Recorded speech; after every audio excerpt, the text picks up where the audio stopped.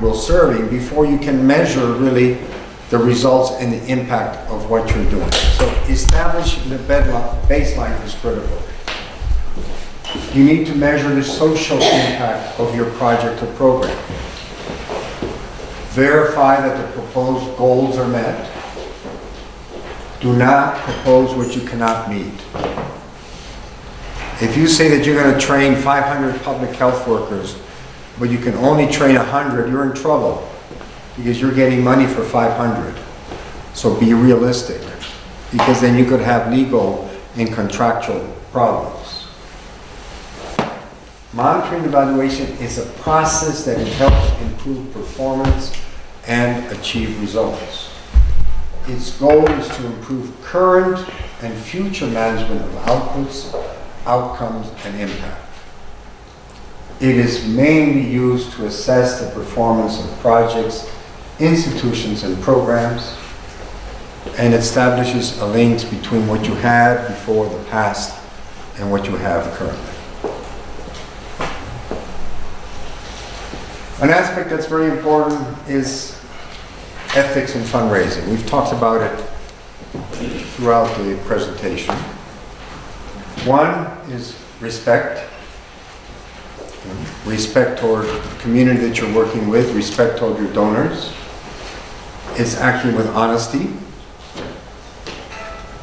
It's acting with compassion, with integrity, and we've talked about transparency.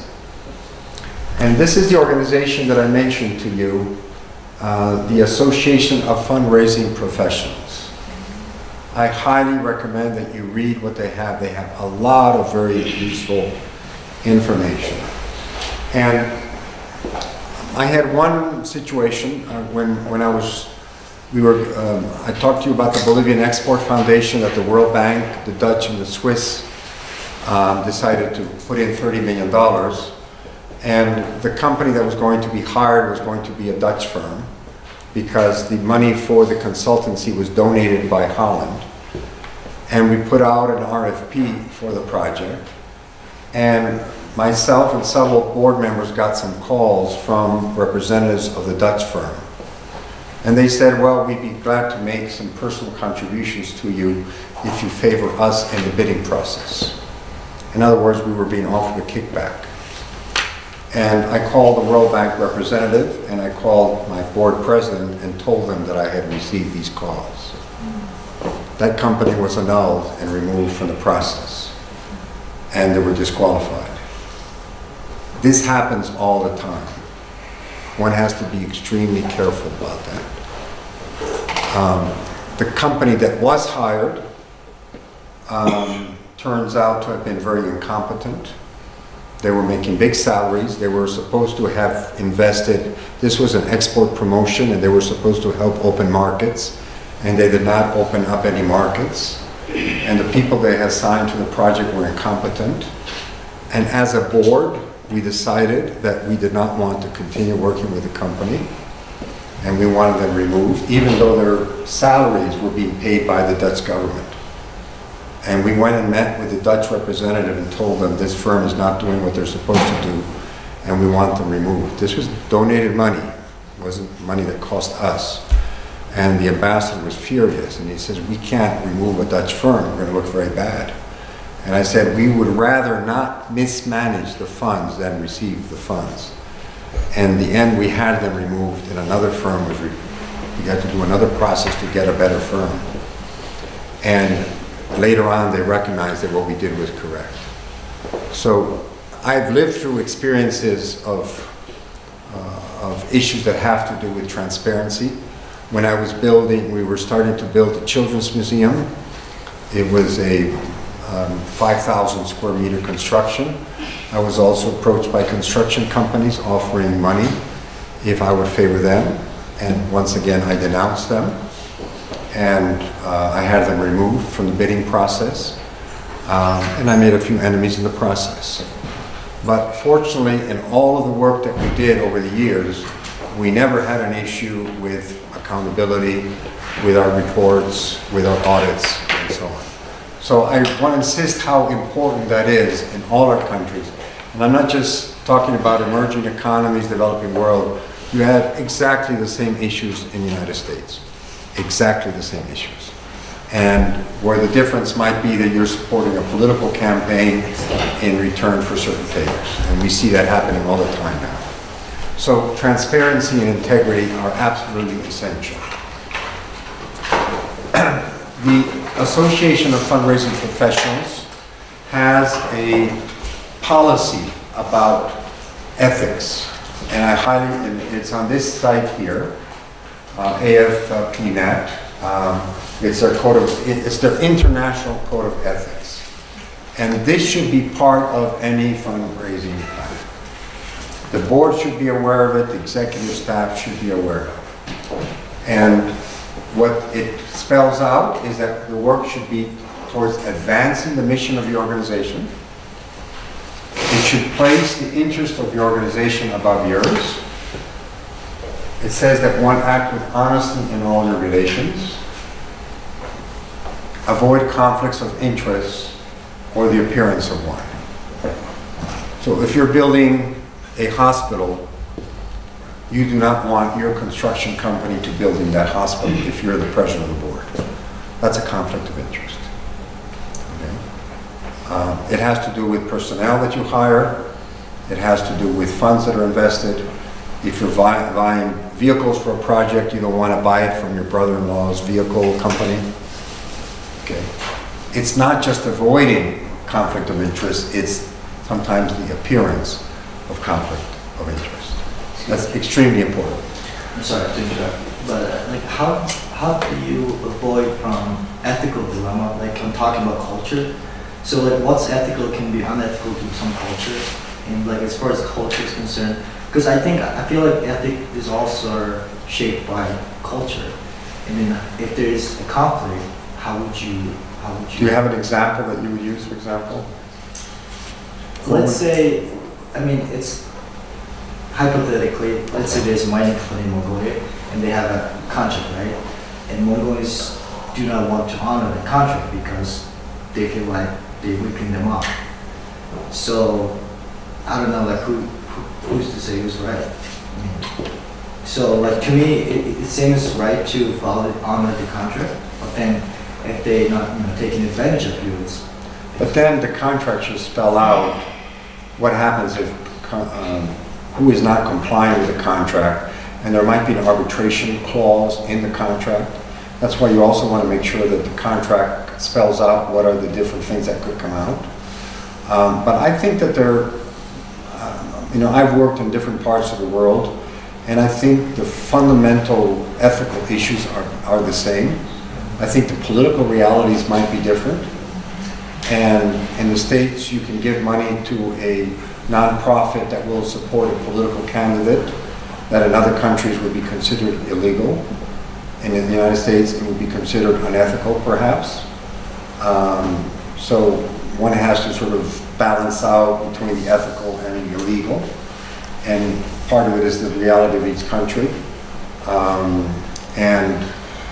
But I think there are basic core principles that apply across the board.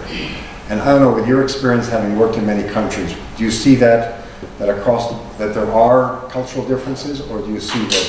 Well, I think another example of what you're talking about is family relationships. Yeah. That the ethical thing is to look after your cousin, the ethical thing is to look after, etc. And in the U.S., it's sort of drawn the line that you can't get close in that way. That's probably one of the more common examples I've seen. I still agree with you, though, that there are ethical stuff that transcends cultures. Yeah. People know this isn't right. Yeah, well, now I think those familiar relationships, I know in some cultures they're a different perspective on what they mean and how important it is to you. Yeah, but now in the States you have a White House where you have a son-in-law and a daughter.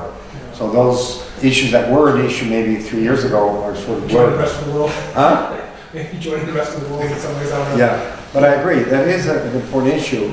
But I think that's also something one has to be careful about, because if your son-in-law or your brother-in-law owns a construction company and you hire that construction company, what you do in a case like that is, if you are an executive and there's a public bid, you excuse yourself and make sure that you're not influencing the decision, and have it clearly spelled out that you excuse yourself, but that you do it in fact as well. Because I've seen people who excuse themselves and then behind the scenes are moving for some relative to get a contract.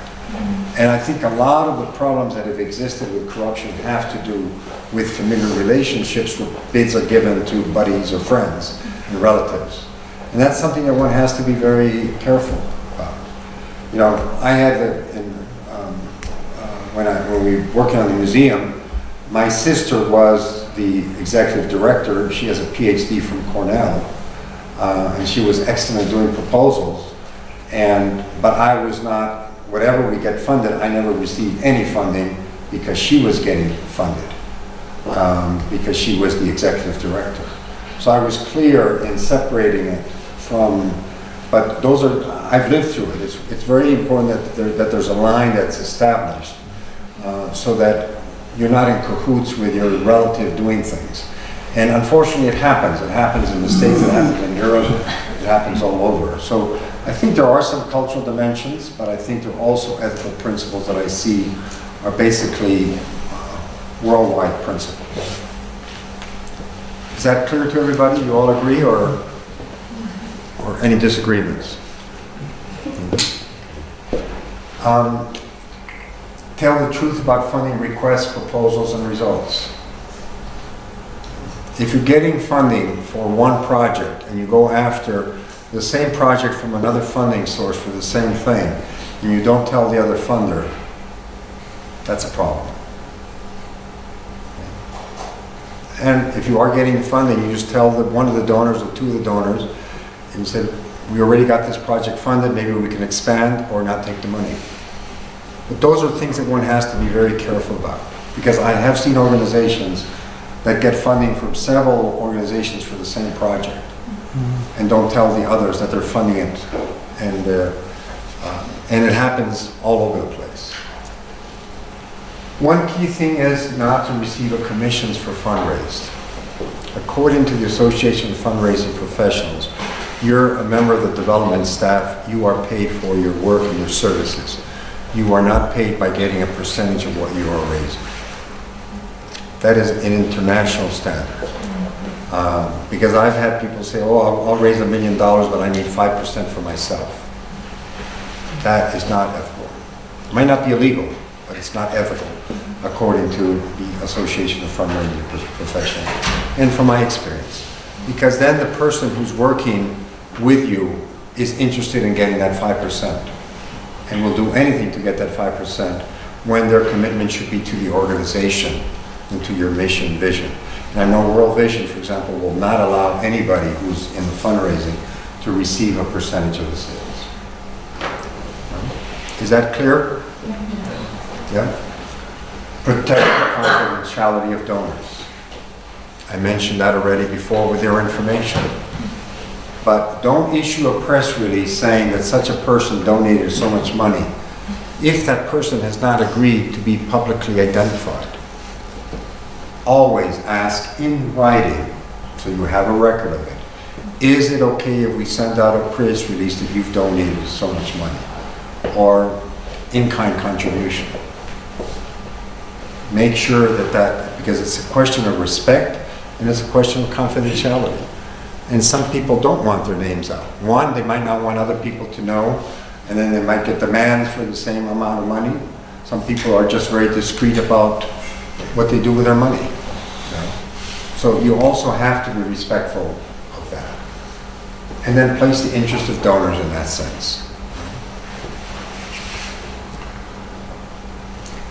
So make transparency a priority. Keep administrative and operating costs within reasonable limits. Do you have parameters here of how much you can dedicate to overhead, or is that pretty much organization and by organization and funders?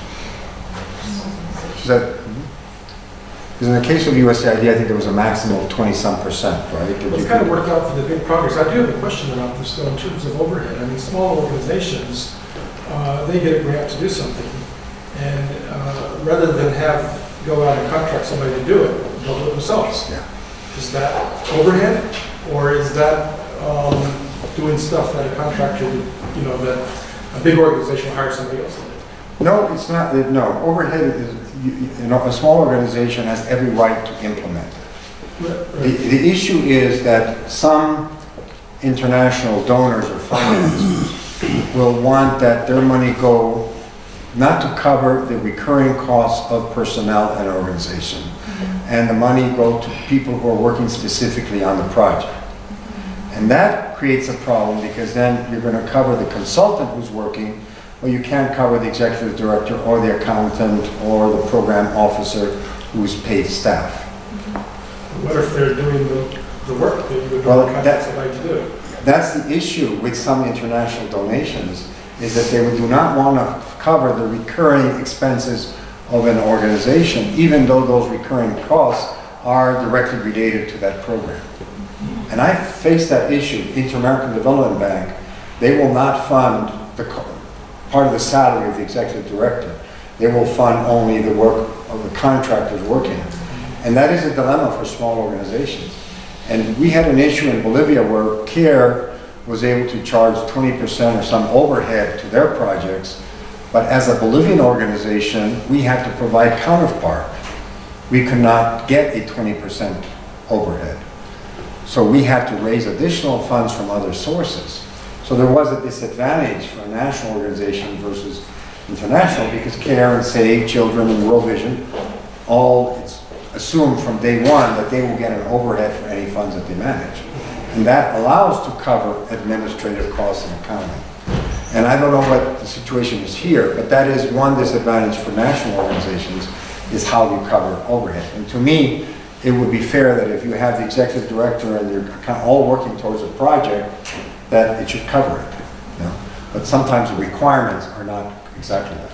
Does that make sense? Yeah, and I think as a small organization that we're involved in, I don't know if it's the same requirement as me. You want to honor the spirit of this thing, but I think that kind of the way that you described it. I mean, if a director, if a program officer is spending half their time on a particular activity, I don't think it's unethical to charge the, you know, to do it as long as that donor, you know, hasn't raised those barriers for you. But there's some donors that will raise those barriers. Yeah. And then what do you do? Yeah, it's tough. It's tough. It's tough. You know?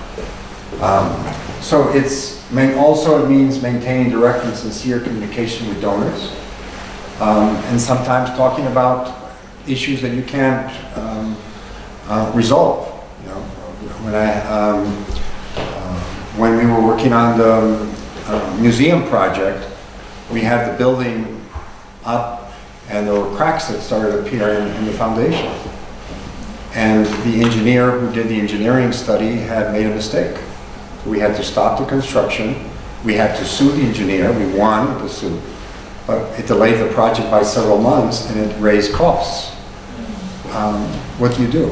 We told the donors, we told them this is what happened. It delayed the project 3 months. We were still pretty much within the deadlines that we're supposed to, but we communicated, we explained to them what the issues were, and we were able to resolve it, and we finished the museum. But there will always be issues that will come up, and it's good to keep the donors aware of those issues. Practice good corporate governance, we've talked a lot about that as well. And even though it's simple, and follow the law. You know? And if you have doubts, ask your lawyer.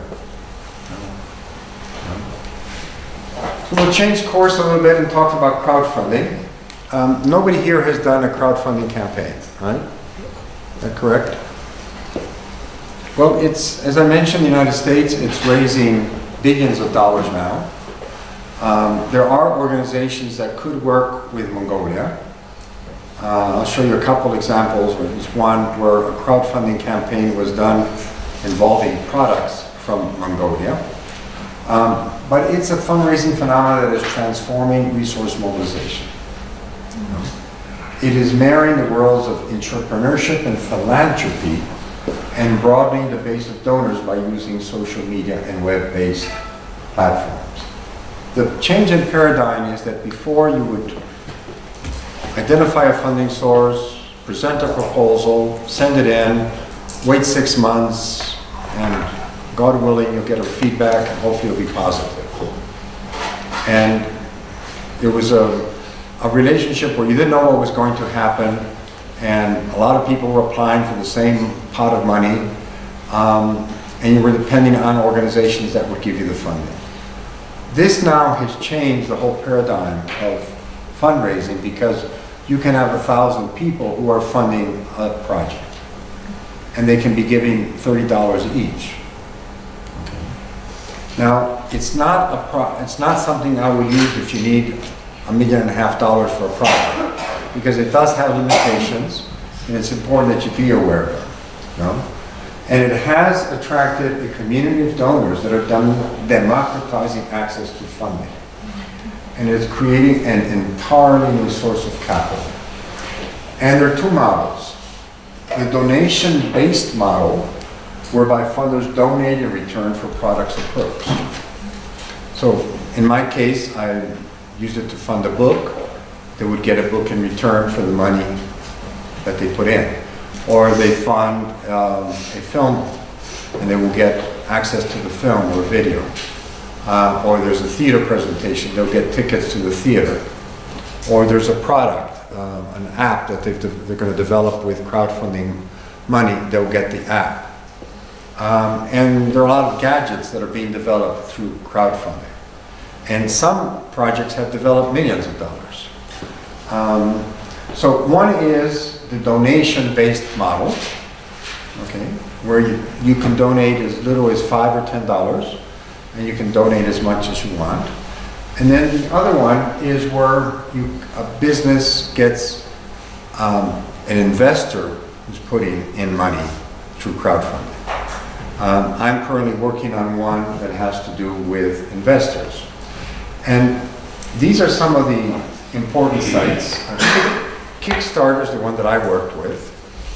And the disadvantage of Kickstarter is that if you want to raise $30,000 and you only raise 20, you don't get any of the money. So you need to meet your goal in order to get your money. Indiegogo will get you whatever money you raise. Okay? And some of them are focused on music, some are GoFundMe. Somebody needs an operation and needs $10,000 for an operation. They will put out their story, and then their friends will all contribute. Or somebody's sick. It's more personalized, and a lot of healthcare projects. And so it really depends on what you're looking at. Medical fundraising is through yourcaring.com. Now, if you notice, these are all .coms. They're all for-profit companies. So they will charge a percentage of 3 to 5% of what they are able to collect.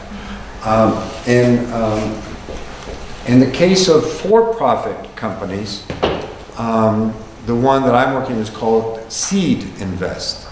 And this was only possible the last 3-4 years because of changes in the US regulations that allows investors to put in $500 or $1,000, and before you had to be a registered investor to do it, and there was a limit of the amount and the minimum. Now anybody can invest $50, $1,000, or $100,000. So Seed Invest, you get an equity stake in the company that you're putting money into, which could be an interesting way to raise money in Mongolia. So you set up a business and you need a bunch of investors and you do a campaign. Now, from what I understand, there really isn't a platform that is working here that could allow for this, but there is one that I'll show you that works internationally that could work in Mongolia. Now, the process is pretty simple. Here is one case of, this was funded through Kickstarter, but here they're making Mongolian ties to help Mongolian families. And this was a Kickstarter campaign, but this was done in the United States for funding the purchase of Mongolian pies. It wasn't a Mongolian project per se.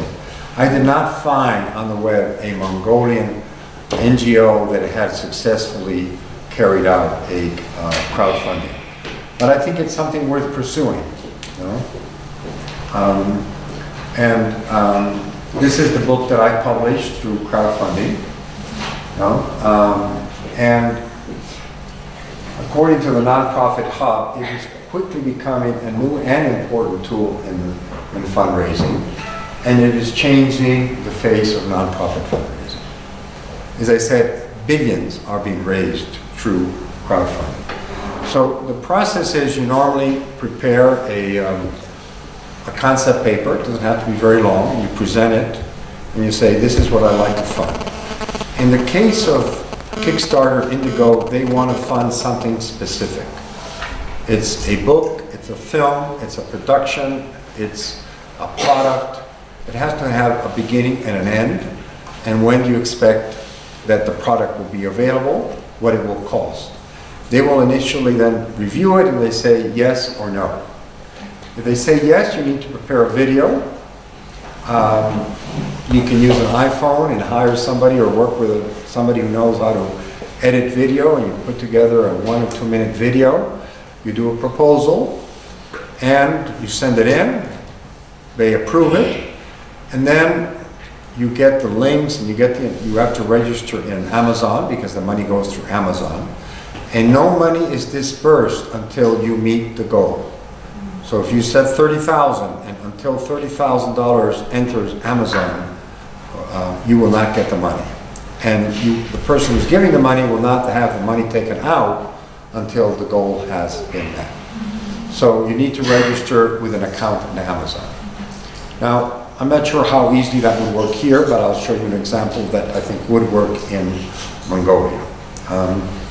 And then you usually have a 30-day period, or it can be 45 days, where you send this out to everybody you know, and they send it out to everybody. That's where Facebook comes in, and social media, and you get it out to as many people, and they have their own networks that they send it to. And hopefully you'll raise the money that you need.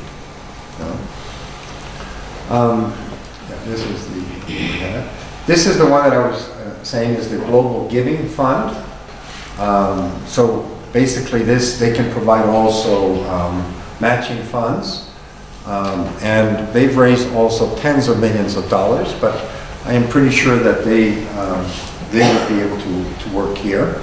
They are working in several Latin American countries. I think you'd have to evaluate whether it makes sense for your organization or not. We talked earlier about donor management systems. Well, before, any questions about crowdfunding? And keep me in. I'd love to hear from any of you who do crowdfunding campaigns. I'd love you to tell your story as you work forward, work on this. So for donor management systems, these are some of the organizations that have donor management systems. The one that I worked with was Bloomerang, which is a pretty user-friendly one. eTapestry is a bit more expensive. What does World Vision use, do you know, for their donor management system? In Mongolia, we don't have it. But you don't have the international one? The international one, it depends on the country. Okay, I'm pretty sure they use something like eTapestry. Yes, they use different. Yeah. And so this you will get all of this in, when you get a copy of the presentation, it's all listed here. Some of them can cost you $500 a month, some 100, some 5,000. It really depends on how many people. Now, what's also here is Salesforce, which is another company that is basically allows you to do direct mail, which is also very, very interesting. And then these are some reference articles that I would suggest you look at about 10 common mistakes in selecting donor databases, and then fundraising software articles. Have any of you heard of Techsoup? Have you done any work with Techsoup at all? You're registered in the US as a nonprofit, right? Well, Techsoup is a US nonprofit that helps to get software and hardware, either discounts or donations for nonprofits. So if you want to qualify for Google for nonprofits, you first need to qualify with them. Yeah. We're in the process of, Okay, it takes a while. yeah. But once you're in there, for example, you get Google for nonprofits, you get $10,000 a month in ads. So if you're in a business or in a sector where you want publicity through Google AdWords, it's very useful.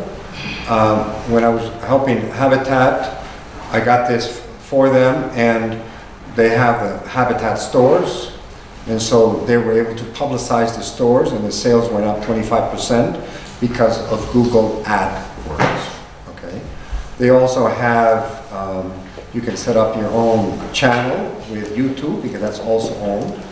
And also one of the most important thing is Google emails, Gmail. So you can have a Gmail that has your name on it, your organization, and if you pay Google for an email, you're paying, I think, $5 a month per account. So if you have 50 employees and you're paying $5, that's $250 a month. With this, you then get that for free. So especially for larger organizations, it can be a big money saver. And they also provide grants. But from what I could see, I did not see that Mongolia qualified for Google, but for the Google for nonprofits. But for those of you who are linked to international organizations, I am pretty sure that I am sure that World Vision is plugged into it, and I'm sure that others that are working internationally are. So look into this and see how you can benefit from it, because they're extremely important source. Techsoup also has the Adobe suite, which includes Adobe Illustrator, Photoshop, the PDF packet, and so on. And you can also get very good discounts on that. You can also get Microsoft software. So Techsoup is a very, very important organization for that. Just wanted to share, we were talking about log frames. This is the basic template that USAID works on, logical frameworks. And I have a complete guide. I have a printed copy, but I'll see if I can send you a digital copy about what a logical framework involves. It's a 5-6 page guide about it. But it has a narrative summary, indicators, data sources, and assumptions. And based on that, you build in and fill in the charts. It does take some time to learn it. It's not that easy. I think when you first get into it, there are people who are experts on it. I don't consider myself an expert. I can do the basic things on it. But that's what, if you can't do it, find people who can. And there's several grant organizations that will not allow you to present a proposal without this. I talked briefly about debt swaps, which I think could be an interesting opportunity for Mongolia. This is the debt swap that was written up in several articles that I put together in Bolivia with USAID money. It was a $33 million debt swap, and AID put up $5 million. And it took me 4 years to put that together. The person who first connected me to a foundation that helps with debt swap was Jean Kennedy, the sister of John Kennedy. And I don't know how we convinced USAID to part with $5 million to buy commercial debt on the secondary market, but they agreed to it. And we got to a point where we bought the debt with the donated money. We owned $33 million of debt. This was a network of NGOs in Bolivia. And then we went to the government to get the money back, because that was the agreement. They were going to pay us for what we put in, and they were going to give us a premium. And then we went to the government to get the debt, and they said, well, sorry, we don't have any money. And AID almost strung me up from a lamppost, because there was $5 million that was gone. And so I was personally worried, because I'm the one who started it, and I put my reputation at stake. But USAID was pretty upset. And so I went and talked to the US ambassador and said, well, the Bolivian government is refusing to abide by this agreement. And he happened to be a friend of mine, and he called the Minister of Finance and said, either you pay up the debt swap, or we're going to suspend all foreign aid in your country. So they eventually paid up. But it was quite an odyssey to get it. And in the end, USAID was very happy because it established an $8 million endowment fund that then became tens of millions. That became counterpart funds for a lot of other projects. And it became a model internationally of how you can sustain organization. And at this point, it was the largest debt swap in the world. There have been over $30 billion of debt swaps that have taken place worldwide. And I helped on one in UNICEF. I'm now trying to do one in the Dominican Republic. But the debt swaps that I'm working on are bilateral debt. Is it clear to everybody what is bilateral versus multilateral? Okay. Bilateral is government to government. USAID would be bilateral. DFID is bilateral. JICA is bilateral. Asian Development Bank is multilateral. Okay. So the idea in a debt swap is that part of the debt of a country is forgiven by the creditor. And with the commitment that the government then will dedicate the funds that they were using for servicing the debt will go to a fund or to a purchase of land or an environmental project. A lot of the debt swaps have been for environmental projects. We'll talk briefly about social entrepreneurship and social businesses. I found this study. Are you familiar with this? Social Entrepreneurship Innovation Opportunity in Mongolia. I just found this last night. I think it's a very interesting study done by Middlebury Institute of International Studies from 2016. But yesterday we had a meeting with several NGOs, and one of the areas that we're interested in was social entrepreneurship. And this takes me to issue of, this is also work that UNDP has done in social entrepreneurship, and they had a boot camp just held in October. Any of you familiar with this at all? A boot camp on social entrepreneurship organized by the Educating Initiatives and Zodiac Foundation.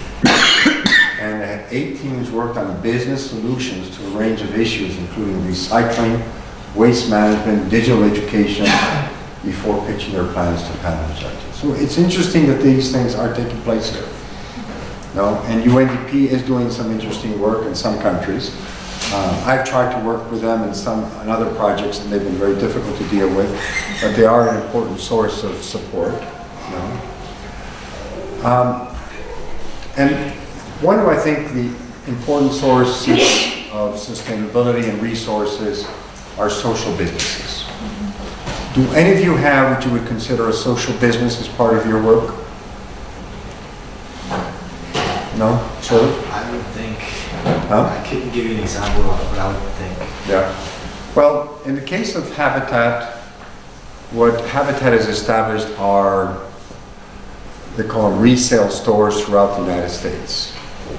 And basically you get donations of clothing or donations of construction material.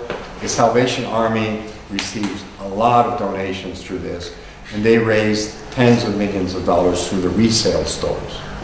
So basically you get all kinds of materials, washing machines, paint donated, and then you add money, you get it donated and you sell it. In the case of Habitat Charlottesville, we sold about $1.2 million a year, and about $350,000 was net profit. And that went directly to support the work of Habitat. Okay? And that exists throughout the United States.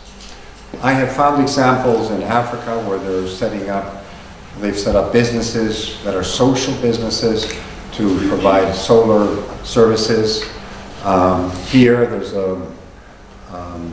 I met a lady yesterday who's, they're developing low-cost toilets that are then they're working on selling them. And that, I think, is a great example of social business. Microcredit is a social business in many cases. We'll talk a little bit more about that. But basically, these are businesses that are set up either by NGOs or to support the work of nonprofits. And it could be, for example, a group of women who, with the support of an NGO, set up a bakery or a catering business. And the The funds, first it pays the women for the work that they're doing at the bakery, or men and women, and then any extra money can go to help support daycare for the kids or social programs. But there is a for-profit component, but it's basically, its goal is to support the non-for-profit work. So the classic definition comes from Mohammed Yunus, who's the founder of the Grameen Bank in Bangladesh. And they're basically the founders of Microcredit. I think he won a Nobel Peace Prize for his work. And so it allows for reasonable profit taking, recommendations for nonprofits or profits interested in social business, implicates capitalizing on experience and pooled resources, forge the right partnership and harness everyone's strengths, be they multilateral banks, nonprofits, and local entrepreneurs. And you're working basically on hybrid models and a mix of tools to achieve profitability and meet the needs of low-income communities. There's one case in my own country where the Inter-American Development Bank, which would be the equivalent to the Asian Development Bank, invested tens of millions of dollars in microcredit organizations, and then the profits from those microcredit organizations supported development projects. Okay. So here you're looking at market projects, market-based profit-making profits. You're making money through the microcredit that then support non-for-profit activities. So I think that's an interesting model that I'm sure something is being done along those lines here, but would be interesting to see what else can be expanded. But it's a growing field, I think, in the nonprofit world. You know? So this involves NGOs, microcredit, empowerment of women is extremely important in this. The repayment rate of women among in microcredit is in 98-99%. It's higher than men.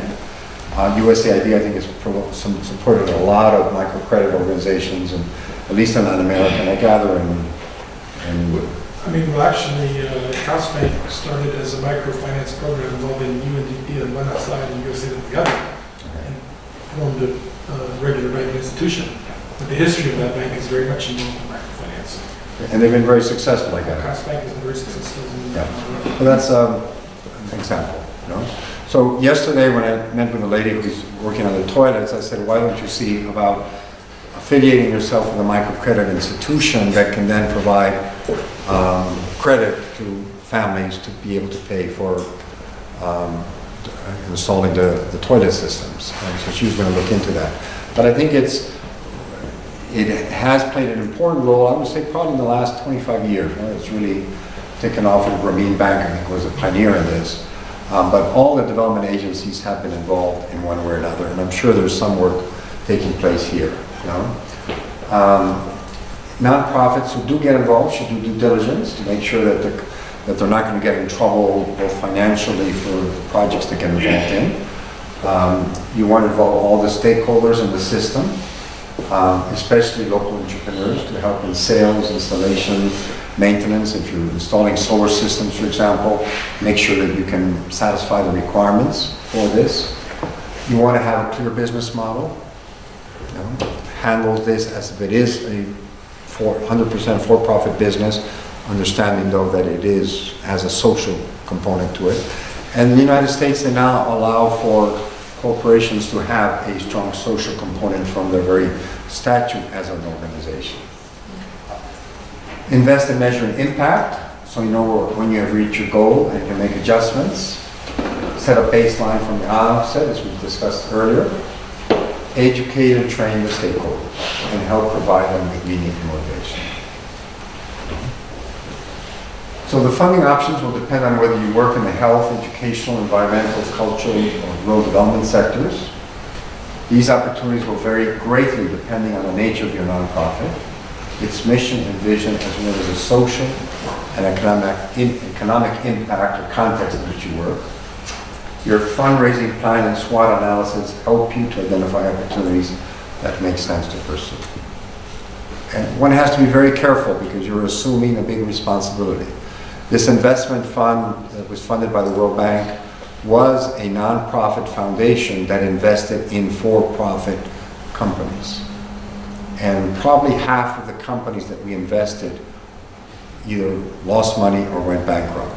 Fortunately, the other half did well enough to be able to repay the loan and to make money. But you have to assume that many of the social enterprises will go under, but many companies that are for-profit will go under as well. So it's not just because it is a social enterprise, just the rate of startups not surviving is across the board high. You know? Seek out the connections, the things in common with investors and partners. We've also briefly talked about public-private partnerships. This has become more and more important in the developing world. It's public-private partnerships with local, regional, and national governments. And it is a way to attract transformational donor investors based on strategic alliances involving public and private sector parties. It is a mechanism that has grown in importance in recent years in developing and developed countries and provide an important source of investments in the infrastructure, service, housing, health, and educational sectors. In the United States, there's a lot of public-private partnerships to build affordable housing, to provide educational services, to provide health services. I'm not sure, are you in your institutions involved in public-private partnerships here at all? Do you have partnerships with public organizations to provide health services, for example? No? None are involved in that. It's something that's growing internationally. No? And I'm sure USAID does a lot of work in public-private PPPs, as they call it. The World Bank has PPP programs. And there are countries that have PPP programs. And if you're interested more in the subject, you can find all the guidelines and all the different types of PPPs and how they're structured and so on. So it's basically an agreement between public and private sector entities whereby some of the services that fall under the responsibility of the public sector are provided by the private sector with clear agreements on shared objectives for development of infrastructure projects and delivery of public services. It can involve entrepreneurs, investors, or strategic partners who are looking beyond the profit motive to work with transformational strategic partners. Here, my warning is that if you do get involved with public-private partnership, be clear that your relationship with the public entity. One, what happens if their election and the government in power is thrown out and the person who comes in is not in favor of what you are doing? What happens to your project? Make sure if the political climate will not affect what you're doing. So I think those are things we want us to look at and do a risk assessment. You know? And basically the rules of the relationship should be spelled out in an MOU or LOI. A lot of this we've already covered.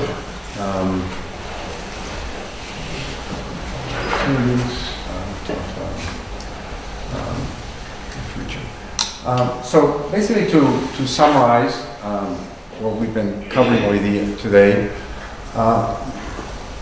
what is the future of resource mobilization and fundraising? There is a greater emphasis on innovation. We've covered a lot of that. Greater professionalism of personnel in the fundraising field. I think that's something that you need to be working on for all your organizations, and it's not just for resource mobilization, it's for every sector that you're working in. Greater use of digital tools and social media. I think we've covered the different tools that are available for resource mobilization, but across the board. And one thing to understand that developing countries, emerging economies, I've heard people say, well, why should we, in my case, working on electronic medical records in countries that don't have basic infrastructure? Well, I have found that, to give you an example, Kenya has 40 million people. and 22 million people use the smartphone to pay their bills. 22 million. And when I was in Kenya, I paid for groceries, I paid for the taxi, and I paid for the shoe shine boy with my smartphone. In the States, how often do you use your smartphone to pay your bills? Never. Okay? I have a smartphone that has Apple Pay, and I've used it once or twice in a year. And in the States, everybody has a smartphone. The payment system is not there. In Eastern Africa, Tanzania, Uganda, they're all using their cell phones to pay. And it's a multi-billion-dollar business. And the companies involved are making oodles of money. So why? Malawi, they're putting fiber optic across the country. Here, I get better connection than I get sometimes in Virginia. So the technological capacity of our countries are in some ways larger because we're making a jump from not having telephone service to having 4G cell phone service. So just in terms of the mindset, we can do things that developed countries can't and are doing things. So anything that's happening in technology, in not only smartphones, but in computers, but remote diagnostics and paying bills and education online, it is being done. It's not that it can be, it is being done. And we are ahead in many ways from the developed economies. Greater emphasis on models for sustainability. And I talk about programmatic, economic, and social. It's important that you look at the three components. Use of new techniques and opportunities for generating resources. I've shared some, but in 5 years and 10 years, we don't know where it will be. Donor advised funds were really not part of the landscape 10 years ago. Donor management systems were not that widely used a few years ago. What's also important is more strategic alliances between non-for-profit, private sector, national and international organizations. This is also something that I think is changing dramatically. And to finalize, innovation should be a key component of your efforts and the fundraising process. It will allow you to better serve the communities where you work and have greater impact. It involves connecting ideas, common interests, experiences, and procedures. It can mean the difference between success and failure.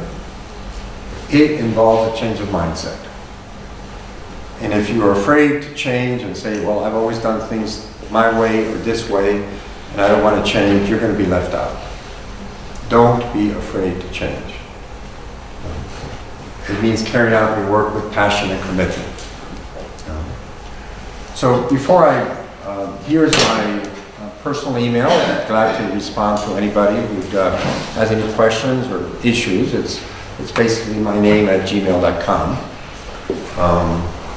But before we close, I just want to quickly go over some of the documents that you'll have access to when you get a digital version of this. The Global Innovation Fund, this was launched by USAID. I don't know, is it working here in Mongolia, the Global Innovation Fund? I left here before, after it was done, but India is one of the leaders in this, as you might imagine. I served in India for 2 years and they did a lot of work with this area. With that, okay. It's a very important fund, and then the Foundation Center has a lot of information on grants, and I'm not sure what they do, but I think from what you were telling me, you are working with the foundation in your public health work. But this will help identify funding opportunities. The nonprofit hub is also they have a nonprofit marketing plan that you can download from them and help you in your nonprofit marketing plan. The Asia Foundation has a big presence here. Techsoup is the one I mentioned that you can help get you the Google ads. Grant Station, it offers nonprofit organizations, educational institutions to identify potential sources, as well as resources to mentor these organizations. USAID, of course, MCC, which I understand in 2 weeks it will be known if a second compact is going to be implemented. And I understand that MCC is going to be working in water projects in Mongolia and how to improve water resources to the Mongolian population. And fortunately, MCC is continuing its work. It has not been shuttered by Congress. And I think I mentioned my daughter worked with them for 8 years and has been to Mongolia 3 times because of this project. UNDP, which is doing a lot of work in Bolivia and Mongolia. And then DevEx is this organization that has a lot of really interesting news stories about the development community. And they also have offerings of consultants. If you need somebody for monitoring the evaluation, they provide links to all different types of specialties. This is more about the Global Innovation Fund. This is a global development organization based in the States. Gates Foundation, which is run by Bill and Melinda Gates. Basically, and then these are some other organizations that just putting in the references now. JICA, the Japanese Cooperation, World Bank. Technoserve is also does some really interesting work in technology and development related fields. I'm sure that they have a presence in Mongolia, but they work throughout the world. And that's basically it. Any questions?